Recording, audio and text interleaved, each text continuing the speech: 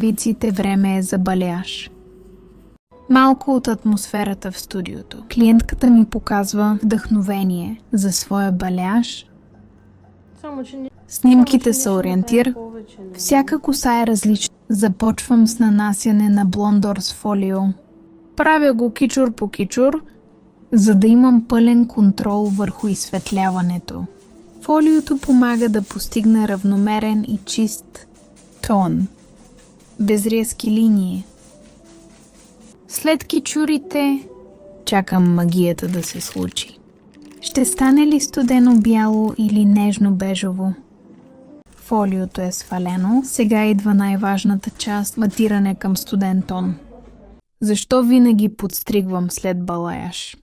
Защото изсветляването освежава цвета, а подстригването освежава формата, оформяне с маша и крайен резултат.